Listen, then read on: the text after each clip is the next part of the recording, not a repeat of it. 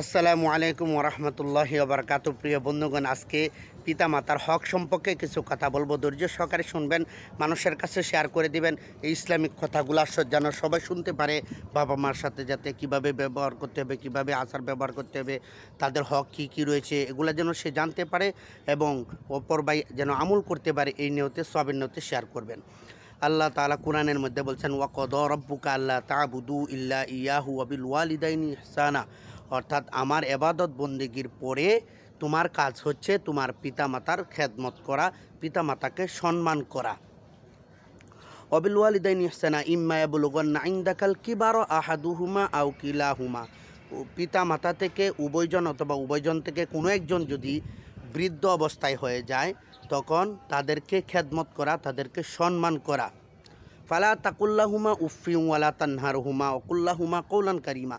অর্থাৎ তাদের যখন বার্ধক্য বয়সে উপনীত হয়, তখন তাদেরকে উফ শব্দটা পর্যন্ত করতে দিও না। অর্থাৎ ইস আমার ছেলে এরকম, ইস আমার ছেলে কথা শুনে না, ইস আমি এরকম কষ্ট করতেছি, এরকম যেন উফ আফ ভিতর থেকে যাতে কোনো আওয়াজ না করতে পারে, এটার প্রতি খেয়াল রাখতে হবে। আল্লাহ রাসূল সাল্লাল্লাহু আলাইহি সাল্লাম হাদিস শরীফের মধ্যে বর্ণনা করছেন যে তোমার পিতামাতাই হচ্ছে জান্নাত, তোমার পিতামাতাই হচ্ছে জাহান্নাম। সুতরাং তোমার পিতামাতার খেদমত করতে হবে। এক সাহাবী আয়েশা রাসূলুল্লাহ সাল্লাল্লাহু আলাইহি সাল্লামের দরবারে আয়েশা জিজ্ঞেস করলেন, ইয়া রাসূলাল্লাহ, আমার পিতামাতা তো দুনিয়া থেকে চলে গেছে, তো ওদের মৃত্যুর পর কি আমার কোনো হক রয়েছে তাদের উপর? তখন রাসূলুল্লাহ সাল্লাল্লাহু আলাইহি সাল্লাম বললেন, হ্যাঁ অবশ্যই হক রয়েছে। জানো তাদের প্রতি কী হক রয়েছে? সর্বপ্রথম হচ্ছে তাদের ইন্তেকালের পরে তাদের জন্য দোয়া করা।